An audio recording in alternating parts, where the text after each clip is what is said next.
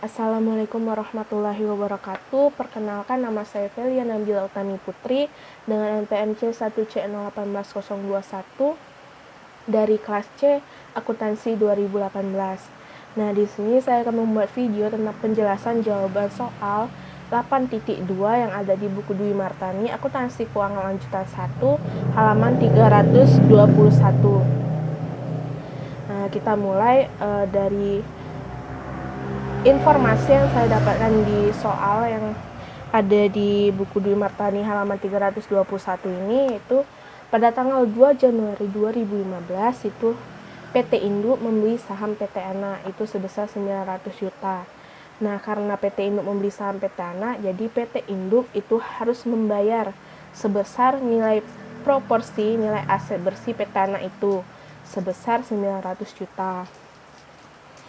Dan adapun komposisi nilai aset bersih yang ada di soal ini, komposisi nilai aset bersih PT Ana itu ada saham biasa 600 juta, tambahan modal di setor 300 juta, dan saldo laba 100 juta.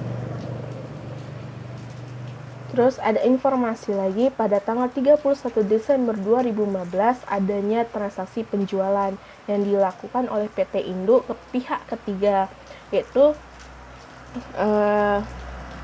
yang membuat presentase kepemilikan PT Induk itu berubah menjadi 70%, yang awalnya 90% menjadi 70%.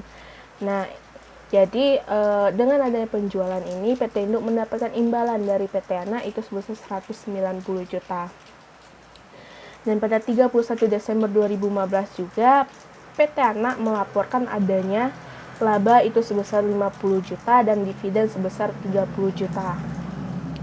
Nah, karena adanya penjualan yang dilakukan pada 31 Desember 2015 oleh PT Induk yang membuat presentasi kepemilikan PT Induk itu berubah menjadi 70%.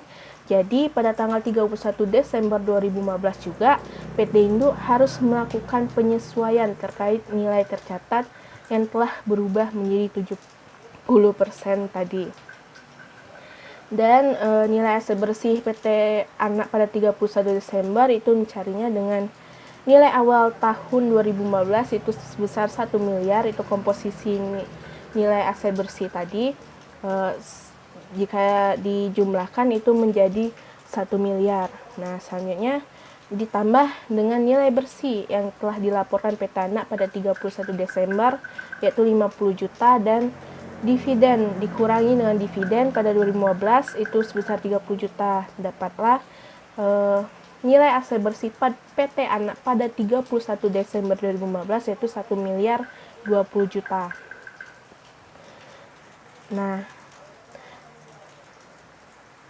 ini adalah jawaban dari soal yang pertama, yaitu soalnya buatlah jurnal yang dicetak oleh PT Induk atas penjualan investasi tersebut.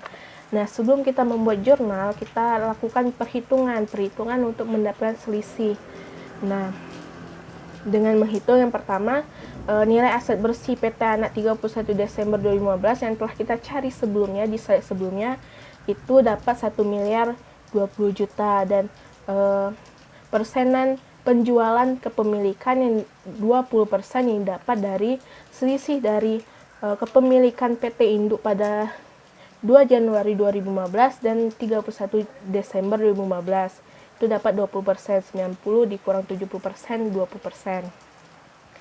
Selanjutnya ada penurunan nilai tercatat investasi 204 juta, di mana dapatnya dari 1 miliar 20 juta itu dikali dengan 20%, dapatlah 204 juta.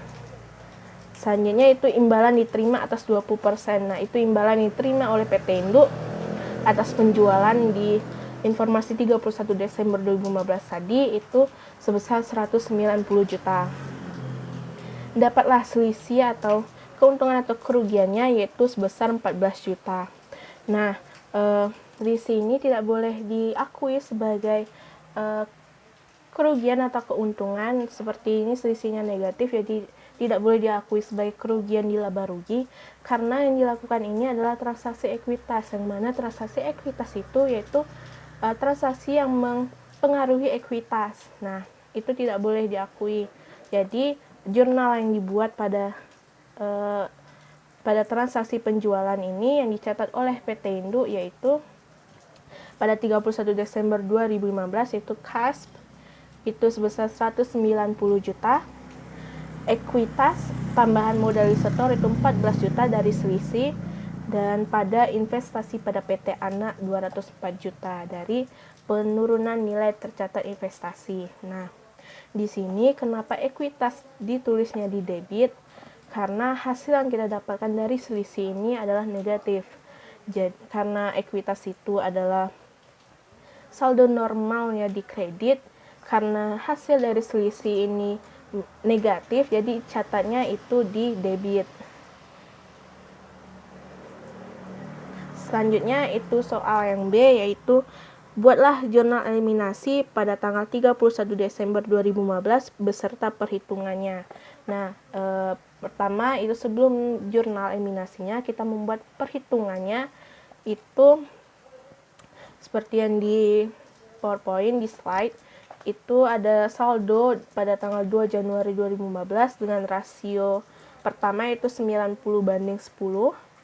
Itu pada PT Induk 900 juta dan kepentingan non pengendali 100 juta didapat dari jumlah tadi komposisinya aset bersihnya itu saham biasa 600 juta, tambahan modal setor 300 juta, saldo laba 100 juta itu 1 miliar.